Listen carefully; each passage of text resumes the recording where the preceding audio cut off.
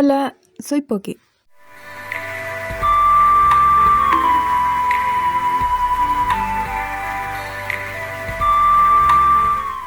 Este video es sobre mi experiencia en la universidad estudiando animación digital. Por el momento recién terminé de cursar el primer semestre, así que creé una lista de preguntas para poder hacer este video más entretenido. ¿Y por qué no se me ocurre qué decir? Bien, la primera pregunta dice: ¿qué enseñan? Supongo que esto lo puedo explicar por cada ramo que tuve. Mi semana comenzaba con principios de animación. Lo que teníamos que hacer era animar, pero solo con objetos planos. No había que dibujar casi nada con tridimensionalidad. También en esta clase nos explicaban más a detalle en lo que consistía cada concepto de los 12 principios de animación y lo que teníamos que poner en práctica. En general, este ramo era uno de los más tranquilos que tuve. Ahora seguimos con taller de dibujo y animación. Este ramo empezó difícil y terminó igual de difícil. O sea, sí, tal vez esté exagerando un poquito, pero en resumen era casi lo mismo que principio de animación, solo que subiendo un poco el nivel de dificultad. Aquí teníamos que animar objetos tridimensionales. En la primera clase que tuve, hice algo que nunca había hecho antes: dibujar con perspectiva. Bueno, no es muy difícil, solo que hay que practicar bastante para que quede bien.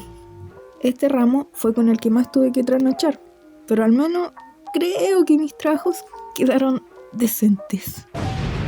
Expresión y comunicación. ¿Cómo voy a extrañar esta clase? La verdad no hacíamos mucho. Eran clases teóricas sobre historia del arte o algo por el estilo. Nuestros exámenes eran pruebas escritas y de vez en cuando hacíamos presentaciones. A mitad de la semana, los miércoles, teníamos apreciación cinematográfica.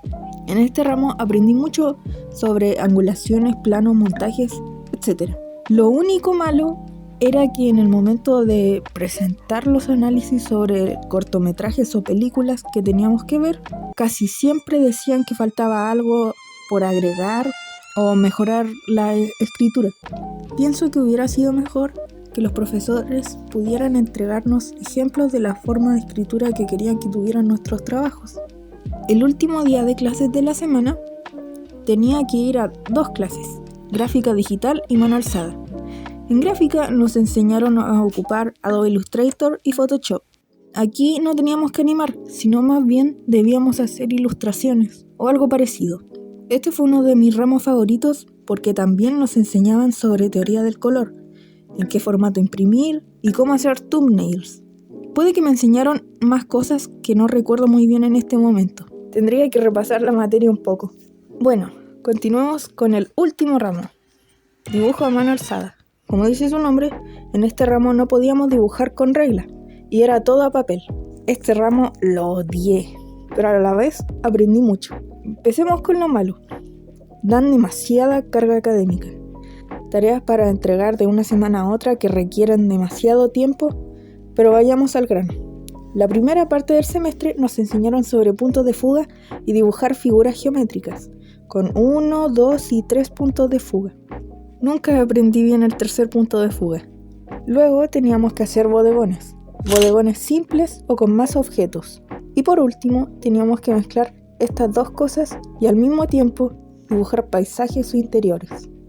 Depende de la tarea que pedían que entregaras. Mi examen final era como un cortacabezas: dibujar una habitación con 3 puntos de fuga y con 20 objetos en su interior. Yo solo logré dibujar 10, creo. Así que en resumen, ese es el ramo más difícil del primer semestre. Al menos lo fue para mí. Siguiente pregunta de la lista: ¿qué programas ocupan? En los ramos de animación, nosotros ocupábamos Toon Boom Harmony 24. También Illustrator y Photoshop, solo esos. Siguiente pregunta: ¿qué material ocupan? Para trabajos en digital ocupábamos tabletas que nos prestaba la universidad y para mano alzada ocupábamos 2 croqueras, una para las tareas y otra para las clases. Siguiente pregunta: ¿qué? ¿No hice más? Bueno, parece que mi imaginación se acabó, así que no sé qué más agregar, solamente darle un consejo a los futuros animadores. Traten de practicar perspectiva y hagan animaciones tratando de aplicar los 12 principios de animación. Espero no haberlos aburrido con este video. Muchas gracias por quedarte hasta el final. ¡Chao!